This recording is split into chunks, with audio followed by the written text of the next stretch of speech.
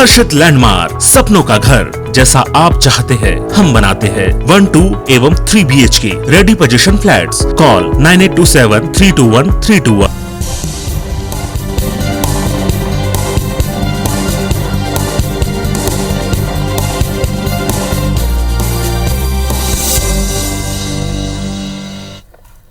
नमस्कार, IBC 24 देख रहे हैं आप। मैं हूं आपके साथ विजय कुमार पंड्या। मध्य प्रदेश की बात में आप सभी का स्वागत है। बात भोपाल सांसद साध्वी प्रज्ञा ठाकुर की करते हैं। प्रज्ञा ठाकुर ने अजान को लेकर आपत्ति जताई है। एक कार्यक्रम के दौरान उन्होंने कहा कि सुबह से अजान की आवाजें आने लगती है जिससे सबको परेशानी होती है। साध्वी के इस बयान पर MP में सियासी संग्राम छिड़ गया है। बीजेपी ने प्रज्ञा की आपत्ति से किनारा किया तो कांग्रेस ने पलटवार करते हुए कहा कि बयान को मुद्दों से ध्यान भटकाने वाला बताया। साथ ही साथ कहा कि वो इसी तरह के उल जलूल बयान देती हैं। आखिर साध्वी के इस तरह के बयान क्यों आते हैं, जरा रिपोर्ट देखिए, उसके बाद बातचीत करते हैं। अपने बयानों को लेकर अक्सर चर्चा में रहने वाली भोपाल की सांसद साध्वी प्रज्ञा सिंह ठाकुर इस बार अजान पर आपत्ति जता रही हैं। भोपाल में एक कार्यक्रम में साध्वी प्रज्ञा ठाकुर ने कहा, बहुत जोर जोर से आवाजें आती हैं सुबह 5:00 से, और वो आवाजें लगातार चलती रहती हैं। सबकी नींद हराम होती है, सबकी नींद खराब होती है। कुछ लोगों पेशेंट भी होते हैं, उनकी भी BP बढ़ते हैं। किसी को कोई तकलीफ, किसी को कोई तकलीफ, किसी पेशेंट को रात भर नींद नहीं आती है, लेकिन वो सुबह निद्रा में जब जाता है तो आवाजों से विघ्न पैदा करता है। और सच बताऊं तो साधु सन्यासी जो होते हैं उनकी ध्यान साधना का समय भी 4 बजे ब्रह्म मुहूर्त से होता है। अजान पर बीजेपी सांसद साध्वी प्रज्ञा के बयान पर कांग्रेस विधायक आरिफ मसूद ने पलटवार करते हुए कहा कि किसी धर्म की इबादत से किसी को परेशानी नहीं होती। बेहतर है साध्वी प्रज्ञा भोपाल की समस्याओं की तरफ ध्यान दें, जिसके लिए जनता ने उनको चुना है। दूसरी ओर साध्वी प्रज्ञा के बयान से बीजेपी किनारा कर रही है। बीजेपी नेताओं का कहना है कि साध्वी प्रज्ञा का निजी बयान है, सरकार और पार्टी इससे इत्तेफाक नहीं रखती। उलझुल बयान देती हैं और मुद्दों को भटकाने का काम करती हैं, क्योंकि उन्होंने भोपाल शहर के लिए कुछ काम करा नहीं, तो इसी तरह के बयान देके एक चर्चा में बना रहना चाहती हैं बस। नहीं, अब ये देखिए, उनका अपना व्यक्तिगत मत है, पर किसी भी धर्म को ये पूरी स्वतंत्रता है कि उनके जो धार्मिक रीति रिवाज हैं वो उनको धार्मिक रीति रिवाज करें, और वो उनका अपना मत है। वैसे पहला मौका नहीं जब अजान को लेकर किसी ने आपत्ति जताई हो। इसके पहले गायक सोनू निगम भी बोल चुके हैं कि लाउड स्पीकर की आवाज से सुबह सुबह बहुत परेशानी होती है। इसके अलावा इलाहाबाद यूनिवर्सिटी के कुलपति ने भी मस्जिदों से आने वाली अजान से नींद खराब होने की बात कही थी, और इसे लेकर उन्होंने इलाहाबाद कलेक्टर को पत्र भी लिखा था।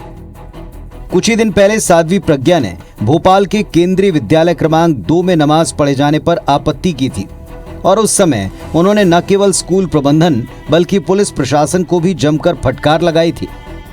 बहरहाल साध्वी प्रज्ञा ठाकुर के अजान पर आपत्ति जताने के बाद मध्य प्रदेश की राजनीति में हंगामा मचना तय है। सुधीर दंडोतिया, IBC 24 भोपाल। तो अजान को लेकर ऐसा नहीं है, पहले भी लोग अपने अपने के तर्क और बयान दे चुके हैं, लेकिन सवाल यही है कि हर धर्म को अपनी स्वतंत्रता है, और किसी के धर्म से, किसी के पाठ पूजा से, क्या किसी के काम में, किसी की नींद में, किसी के और बाकी जो भी काम है उनमें कोई खलल पड़ता है? ज़रा बातचीत करने की कोशिश करते हैं। और राजनीति में इस तरह के बयान एक सांसद का देना, वो भी ऐसी जगह से सांसद जहां दोनों धर्म के लोग एक मजबूत तादाद में हों।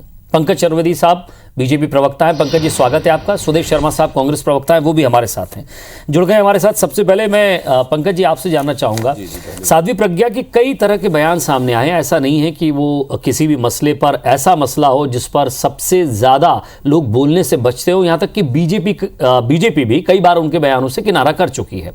अब सवाल ये है कि आप उनके बयान को कैसे देखते हैं? बतौर पार्टी प्रवक्ता आप इस मुद्दे पर क्या कहेंगे? पहली प्रतिक्रिया आपकी जानना चाहता हूँ। देखिए विजय जी, मुझे लगता है कि हम एक कहावत है ना हमारे कि कौवा कान ले गया, कौवा कान ले गया, तो हम कान नहीं देखते हैं और दौड़ लगाते हैं कि कौवा कान ले गया, कौवे को पकड़ो। लगभग वैसी कुछ स्थिति आज कांग्रेस पार्टी और कांग्रेस पार्टी के नेताओं की है। सादी जी ने क्या गलत कहा? उन्होंने अजान को लेकर गलत कहा क्या? या उन्होंने अजान का विरोध किया, इस्लाम का विरोध किया, मुसलमानों का विरोध किया? नहीं किया। उन्होंने बहुत स्पष्ट तौर पर कहा कि लाउड स्पीकर के माध्यम से जो सुबह सुबह आवाज आती है वो कई बार साधना में, निद्रा में, ध्यान में, तमाम चीजों में बाधा उत्पन्न करती है।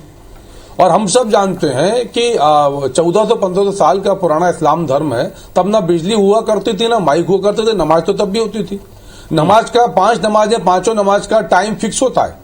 हर मस्जिद के बाहर टाइम लिखा हुआ होता है। फ्राइडे की नमाज का टाइम फिक्स है, हर टाइम सेट है। आज मोबाइल में सबके पास अलार्म है और एक मोबाइल में आप 6-6 अलार्म लगा सकते हो आप। तो लेकिन ये जो परंपरा है, ये जो प्रवृत्ति है, इसको लेकर बातचीत की गई है कि अजान का विरोध कहीं से नहीं किया। पर क्या प्रचारित किया जा रहा है कि साध्वी प्रज्ञा ठाकुर भाजपा सांसद अजान का विरोध कर रही हैं। उन्होंने अजान के विरोध की बात नहीं करी, क्योंकि किसी भी धर्म का विरोध करना भारतीय जनता पार्टी की संस्कृति नहीं है। अभी आपके पैकेज में चल रहा था कि यदि एक सरकारी विद्यालय में गुपचुप तौर से मस्जिद का निर्माण कराया जाएगा, वहां के दुकानदारों को, विद्यार्थियों को यदि बाधा उत्पन्न होगी तो उस पर विजय जी सवाल उठना स्वाभाविक है ना। आप कभी किसी मंदिर में आपने देखा कि मंदिर में रोज हमारे यहाँ सुबह शाम आरती होती, बल्कि और आरतियां होती, पर मैं तो मुख्य आरती करूंगा, बिल्कुल, बहुत शयन आरती है, प्रातः काल की आरती। तो कभी माइक से अनाउंसमेंट हो रहा हो पंकज जी, आरती, मेरी तो पूरी बात पूरी जाए, मेरी बात पूरी जाए विजय जी, मेरी बात पूरी जाए, जी जी जी, मेरी बात पूरी जाए विजय जी। मैं दो तीन कभी किसी आपने गुरुद्वारे से आवाज सुनी विजय जी कि गुरुद्वारे में प्रार्थना प्रारंभ हो रही है, आ जाइए। चर्च में हर संडे को प्रार्थना होती है। कभी आपने चर्च में चौंगे की आवाज सुनी कि चर्च में प्रार्थना प्रारंभ हुई, आ जाइए। तो ये इस विषय को विजय जी, इस कोलाहल का हल निकालना पड़ेगा। कोई धर्म के हम खिलाफ नहीं है, पर हम 33 करोड़ से 133 करोड़ लोग आ गए, शिक्षित राष्ट्र हो गया, और वहां पर यदि अब ये स्पीकर लगाकर, माइक के चोंगे लगाकर यदि अजान की बात की जाए तो उस पर विमर्श करना चाहिए। अगर वो चाहती तो ये फैसला ले लेती कि कोई भी धर्म सुबह 5 बजे इस तरह के चोंगे से, वो चिलम से जो आवाज आती है वो बंद कर दे। सुबह 5 बजे आप जो मंदिर हो, मस्जिद हो, गुरुद्वारे हो, चर्च हो, गिरजाघर हो, तमाम जगह पर ये बात कह दी जाए कि सुबह 5 बजे, जिस समय लोगों के सोने का समय है, कोई नाइट ड्यूटी करके आता है, बाकी धर्म वाले भी अपनी साधना करते हैं, उसमें खलल होता है। तो सरकार ऐसा निर्णय ले सकती थी कि भाई कोई भी धर्म वाला अपने मंदिर पे, मस्जिद पे, गुरुद्वारे पे कहीं कोई चोंगा नहीं लगाएगा। मैं आ रहा हूं, मैं उत्तर देता हूं विजय जी। देश में सर्वोच्च न्यायालय का बहुत स्पष्ट निर्देश है कोलाहल को लेकर कई राज्यों की याचिकाओं के बाद कि दिन में 55 डेसिबल से अधिक की ध्वनि नहीं, और रात में 10 से 6 तक 45 डेसिबल से अधिक की ध्वनि नहीं। और कई जगह सरकारें इस नियम का पालन करती हैं, पर सारा दायित्व विजय जी सरकारों का है। हजारों मस्जिदें हैं, वहां सरकार यदि कहीं भी जाके पालन करेगी तो फिर कांग्रेस के लोग खड़े हो जाएंगे तुष्टिकरण के चलते कि सरकार माइक बंद करा रही मस्जिदों में जाके। मैं फिर आपसे कह रहा हूं कि भारतीय जनता पार्टी सबका साथ, सबका विकास, सबका प्रयास, सबका विश्वास को लेकर चलती है। हम किसी धर्म के खिलाफ नहीं है, हम सब धर्मों का उतने सम्मान करते हैं जितने हमारे हिंदू धर्म का। पर आज सवाल, क्या माइक बंद हो जाना चाहिए सुबह 5 बजे? क्या वाकई आवाज, अगर कोई धर्म अपनी आराधना करता है, अपनी साधना करता है, अपनी इबादत करता है, तो क्या माइक होना चाहिए, नहीं होना चाहिए?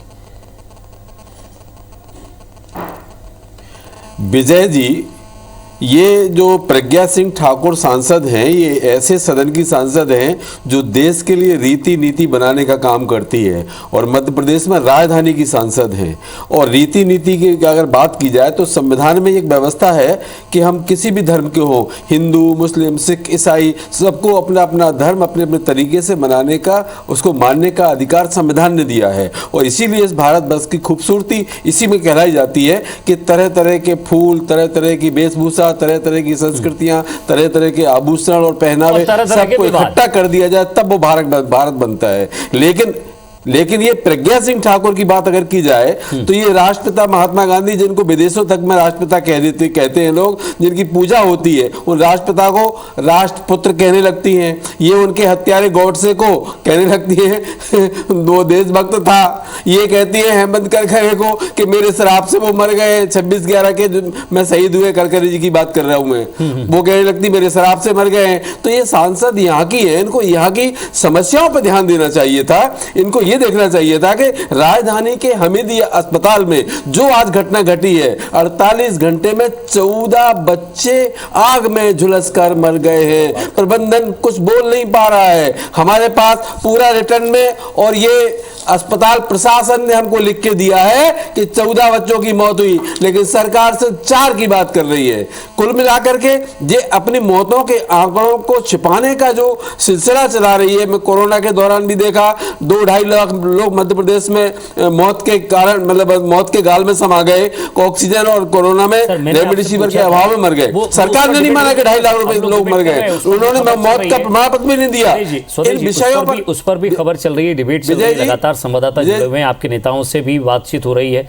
मैं ये पूछ रहा हूं कि क्या मस्जिदों पर जो माइक लगा रहता है वो हटना चाहिए, वो चोंगा हटना चाहिए क्या? क्योंकि उनका कहने का साफ मतलब यही निकल रहा है कि उससे नींद खराब होती है। तो क्या आपके घर के पास कोई ऐसी मस्जिद है जहां से आपकी नींद खराब हो रही है? आपको लगता है क्या? बतौर मैं व्यक्तिगत आपसे पूछ रहा हूं जी, एक नागरिक के नाते, भोपाल के नागरिक के नाते बता दीजिए, अगर आपकी नींद खराब होती है मतलब आपके आस पड़ोस की भी होती होगी। मैं सिर्फ ये पूछ रहा हूं, नहीं होती है तो फिर ठीक है, इतने दिन से चल रहा है, चलता रहे।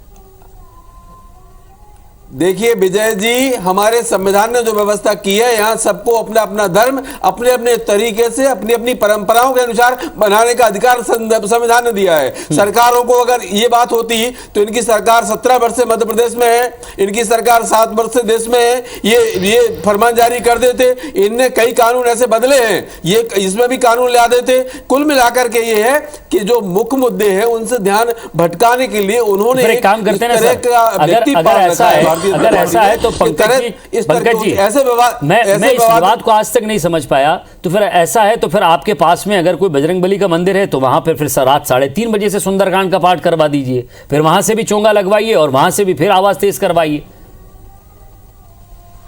फिर आप कहेंगे धार्मिक स्वतंत्रता है। स्वतंत्रता तो इतनी है सर कि जिसका उल्लंघन इस देश में सबसे ज्यादा होता है केवल स्वतंत्रता के नाम पर। चलिए पंकज जी कुछ कह रहे हैं, उनकी बात सुनूंगा मैं, फिर आपके पास आऊंगा। विजय जी मैं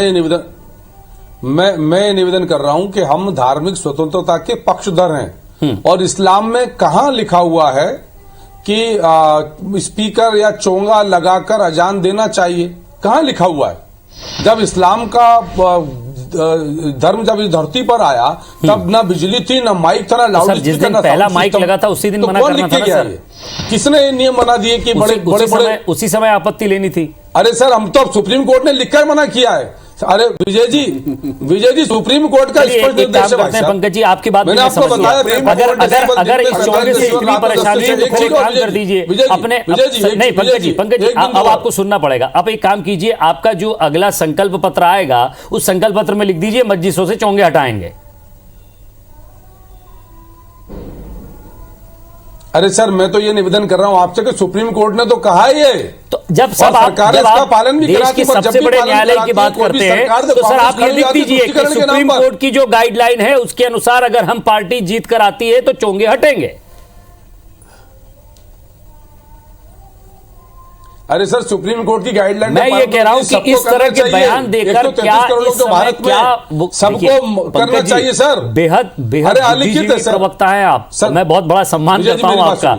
मैं ये पूछ रहा हूं आपसे कि लिख दीजिए अपनी तरफ से आप ज्ञान कहिए अपनी पार्टी को कि नहीं अब की बार ये संकल्प पत्र में होना चाहिए, आपके वचन जो संकल्प पत्र होता है आपका आपके घोषणा पत्र में होना चाहिए कि मध्य प्रदेश में किसी मस्जिद पे चोंगा नहीं होगा, किसी मंदिर पर चोंगा नहीं होगा। उत्तर ले लीजिए सर, उत्तर तो ले लीजिए। विजय जी, मैं ये निवेदन कर रहा हूं आपसे कि बहुत धन्यवाद आपकी प्रशंसा के लिए। मैं सिर्फ आपसे ये कर रहा हूं कि ये ज्ञान आज सुप्रीम कोर्ट दे रहा है, समझदार लोग दे रहे हैं। ज्ञान उनको आज क्यों आया? जी तो कितना पहले साध्वी प्रज्ञा को आज क्यों आया? पत्थर चुन के मस्जिद दियो बनाए ताकि ऊपर खड़ा होकर मुल्ला चिल्लाए खुदा है। ये कबीरदास जी के जमाने से वो पूछ रहे हैं सवाल ये कि भाई साहब क्या इतना जोर जोर से चिल्लाने की आवश्यकता है? मैंने इसलिए आपको उदाहरण दिया कि कभी किसी मंदिर में, कभी किसी चर्च से, गुरुद्वारे से है ना सर, कैसे आवाज आती है सर? मिले तो मैं पूजू पहाड़ याते तो चाहे संसार। चलिए मैं स्वदेश जी की तरफ आता हूं। स्वदेश जी, क्या आपको लगता है कि अगर कोई नियम है तो हर धर्म के लिए, या तो ये सब बयान है किसी तरफ मत जाइए, या तो बिल्कुल मैं अगर अगर ये बयान है तो सिर्फ इसे बयान और सुर्खियों वाला बयान समझकर आगे बढ़ा जाए, या फिर स्वदेश जी वाकई इसमें मजबूती है, लोगों की नींद खराब होती है, लोग परेशान होते हैं, किसी की साधना में खलल पड़ता है, तो कम से कम अपने मंदिर में बैठिए, अपनी मस्जिद में बैठिए, चोंगे की किसी को जरूरत नहीं, ना हिंदू को, ना मुस्लिम को, ना सिख को, ना ईसाई को। विजय जी, ये अधिकार हमें संविधान ने दिया, मैं पहले भी बोल चुका हूं। अरे सर, मैं वही पूछ रहा हूं, क्या चोंगा लगाने का अधिकार दिया संविधान ने? जो हमारे देश में है उसको तोड़ने का प्रयास कर रही है। आज हिंदू मुस्लिम कह रहे हैं, काम करते हैं, हम भी चैनल के ऊपर चोंगे लगाते हैं, इनके पास ना हो। मैं आपसे एक बात कह रहा हूं सर, आपकी मेरी जो डिबेट हो रही है, काम करते हैं, ऊपर छत पर चोंगा लगाते हैं, और जहां भोपाल में बैठे हैं वहां भी चोंगा लगाते हैं, ताकि लोगों को परेशानी हो। आपके और हमारे बीच जो बात हो रही है सब दूर जाए, क्योंकि हम संविधान का पालन कर रहे हैं। आप और हम कोई गैर बात तो नहीं कर रहे हैं, कोई भी भाई संविधान के खिलाफ बात नहीं कर रहे हैं, आपकी हमारी बात लोगों तक जाए। विजय जी, रहीमन धागा प्रेम का मत तोड़ो चटकाए, टूटी सोफट ना जोड़े जोड़े गांठ पड़ जाए। ये भारतीय जनता पार्टी देश के ताने बाने को तोड़ने का जो काम कर रही है, ये बड़ा दुर्भाग्यपूर्ण है। हमारे देश की आजादी में हिंदू, मुस्लिम, सिख, ईसाई सब की बराबर की भागीदारी रही है। सबने अपने प्राणों की आहुति देकर के देश को आजाद किया है। और हमारी सरकार में, हमारी संविधान में सबको अपना अपना धर्म मानने का अधिकार दिया है। लेकिन बयानों की वजह से गाली गई है और नेता बनी है। मैं किसी धर्म स्थल की बात नहीं कर रहा हूं, ऐसे ही चोंगों की वजह से अलग अलग जगह से अलग अलग शब्द निकलते हैं, लोग भड़कते हैं, और फिर आपने देखा है क्या स्थिति बनती है। स्वदेश जी, मैं आपसे जानना चाह रहा हूं, बतौर कांग्रेस प्रवक्ता, एक नागरिक भोपाल के, और साथ ही साथ एक जिम्मेदार जनप्रतिनिधि के नाते, क्या आपको लगता है कि वाकई किसी भी धर्म का कोई भी मंदिर, मस्जिद, गुरुद्वारा हो, किसी भी धर्म का आराधना घर हो, वहां माइक की जरूरत है क्या? और है तो क्या टाइम बाउंडिंग होना चाहिए? देखिए विजय जी, हम ऐसे देश हैं कि हमारे देश में जो परंपराएं पूर्व से चली आ रही हैं, निश्चित रूप से हम उनका अनुसरण करते चले जा रहे हैं निरंतर, लेकिन हम किसी भी धर्म का अनादर नहीं कर सकते। हमारे सुंदर कांड हो तो कहीं रामायण में नहीं लिखा कि हम माइक लगा के करें, लेकिन हमारी आस्था है कि हम माइक लगाते हैं, और 4-4 माइक लगाते हैं, और कोशिश करते हैं ज़्यादा से ज़्यादा लोग सुने। हमारे गणेश उत्सव होता है तब भी हम माइक लगाते हैं, नवरात्रि हो तब भी हम माइक लगाते हैं। किसी भी व्यक्ति को, किसी भी दूसरे समुदाय के व्यक्ति को आपत्ति नहीं होना चाहिए, तो हमें इस पे आपत्ति क्यों होगी? ये हमारी अपनी खुद की स्वतंत्रता है। समय को लेकर कह रहे हैं ना सर, राज्यसभा एक तो वो माइक का वो एक पर्टिकुलर टाइम की बात कर रहे हैं। सिंह, देखो विजय जी, अरे तो माननीय प्रधानमंत्री महोदय भी तो कहते हैं कि सूर्योदय के पहले आप उठिए, बिस्तर छोड़िए, और बिस्तर छोड़ के आप मॉर्निंग वॉक कीजिए, योगा कीजिए। जिस योगा पे उन्होंने करोड़ों अरबों रुपए खर्च कर दिया देश के लिए, उस योगा का टाइम उन्होंने फिक्स किया है, सुबह जल्दी जागिए, रात को जल्दी सोइए। ये माननीय प्रधानमंत्री किसी के घर का घंटे बजा रहे हैं कि वो बकलोले बोलते रहते हैं। बात ये है कुल मिलाकर के कि ये प्रज्ञा सिंह ठाकुर अपने इसी बड़बोलेपन से, इसी कंट्रोवर्सी की वजह से नेता बनी है। मैं बहुत तरीके से घुमा गए, किशोरावस्था से जानता हूं। ये ट्रेनिंग है सर प्रवक्ताओं की, इस ट्रेनिंग का मुजाहरा पेश किया आपने, बड़े तरीके से उस बात को घुमा दिया। चलिए पंकज जी कुछ कह रहे हैं, मैं चलता हूं उनके पास। जी ऐसी बिल्कुल बात नहीं है, नहीं विजय जी ऐसी बात बिल्कुल नहीं है। देखिए मैं विजय जी ये निवेदन कर रहा हूं कि अभी धागा चटकाने की बात हो रही थी, तो यह तो कान के पर्दे चटकाए जा रहे हैं। और दूसरा, इस्लाम धर्म के बारे में जितना मैं जानता हूं उतने स्पष्ट तौर पर लिखा कि यदि आपके आचरण से, आपके किसी कृत्य से यदि आपके पड़ोसी को भी कष्ट होता है तो वो पाप है, अपराध है। और ये दिल्ली में एक, मैं सुन रहा था एक इंटरव्यू एक इमाम साहब का, तो उन्होंने मस्जिद के अंदर चोंगे कर दिए, सड़क पर नहीं है, सुप्रीम कोर्ट के निर्देश के पालन में, ताकि बाकियों को दिक्कत नहीं हो। और मुझे आश्चर्य है कि हम कुछ अवसरों पर, गणेश उत्सव पर, दुर्गा उत्सव पर, या सुंदरकांड या रामायण पर, यदि अवसर के अवसर पर, आयोजन के अवसर पर यदि माइक का उपयोग करते तो कांग्रेस को आपत्ति है। कौन सी पीड़ा कांग्रेस पार्टी को विजय जी हिंदू और हिंदुओं से है, मैं आज तक समझ नहीं पाया। ये जो तुष्टीकरण का जो भूत कांग्रेस के सर पर सवार है, इसके चलते इनको इस्लाम में माइक जो है संविधान आदर करता हूं मैं आपका, मैंने ये नहीं कहा है आपसे। हर व्यक्ति अभी आपने कहा ना कि अपनी परंपरा अभी बनाने का अधिकार और संविधान के पर चल रहे हैं, परंपराओं को अपनी मान लेना अनादर नहीं होता। अगर राज्यसभा सवाल इस बात का तो 7 वर्षों से केंद्र में आपकी सरकार है, 17 वर्षों से मध्य प्रदेश में आपकी सरकार है। अगर आपको ये गलत लगता है तो आप फरमान जारी कर देंगे, माननीय उच्चतम न्यायालय का पालन कर लेते। कांग्रेस के लोग फिर तो आप क्या बात कर रहे हो, हिंदू धर्म का विरोध करेंगे, इस्लाम का समर्थन करेंगे, तुष्टिकरण के चलते ये भी बंद हो जाएंगे, राजनीति बंद हो जाएंगे, तुष्टिकरण की बंद करो प्रक्रिया। कांग्रेस तुष्टिकरण की राजनीति बंद करे। तुष्टिकरण नहीं है, कांग्रेस को तुष्टिकरण की राजनीति बंद करना चाहिए। आपको बड़े सुस्त जरूरत आपकी बात का समर्थन करते हैं कि नहीं? मैं एक सवाल आपसे दोनों को रोक रहा हूं सर। आप रामायण पर आपत्ति ले रहे हो सर, दोनों प्रवक्ताओं को रोक रहा हूं सर। मैं एक निवेदन आपसे कर रहा था पंकज जी कि एक बहुत बड़ी मजबूत आपने बात कही कि दिल्ली के अंदर एक मस्जिद के अंदर वो माइक कर दिया गया, तो क्या अगर इतनी आपत्ति है बीजेपी के नेताओं को, या बीजेपी के नेताओं को नहीं, फिलहाल जिसने बयान दिया है साध्वी प्रज्ञा सिंह जो कि सांसद हैं, तो वो एक याचिका दायर करें सुप्रीम कोर्ट में और उसमें साफ तौर पर कहें, निवेदन करें माननीय न्यायालय से कि जितने भी धार्मिक स्थल हैं सबके चोंगे जो हैं वो अंदर हो जाएं, मंदिरों के अंदर, सबके धार्मिक स्थलों के अंदर हो, बाहर ना हो। क्या इस बात से आप सहमत हैं? सर दे चुका है सुप्रीम कोर्ट लिखकर। अरे सर सुप्रीम कोर्ट तो कह चुका है दिन में 55 डेसिबल, रात में 10 से 6 45 डेसिबल। तो जब सुप्रीम कोर्ट के आदेश का पालन नहीं हो रहा है तो केवल एक ही व्यक्ति क्यों बोल रहा है आपकी पार्टी से? इस्लाम की अधिकारों का हनन हो रहा है। अरे सर सब लोग बोलते हैं सर, आज आप जिससे बात करो वो परेशान है। राम के अधिकार दिलाने का सामान्य आदमी बोलता है चलो परेशानी बर्दाश्त कर लो। भगवान राम कहा कि सुप्रीम कोर्ट का अधिकार है, भाई लाउड स्पीकर कौन सा अधिकार है? विजय जी, लाउड स्पीकर कौन सा अधिकार है? जब इस्लाम का लाउड स्पीकर था क्या? उनको अधिकार दिलाने का काम आप करें।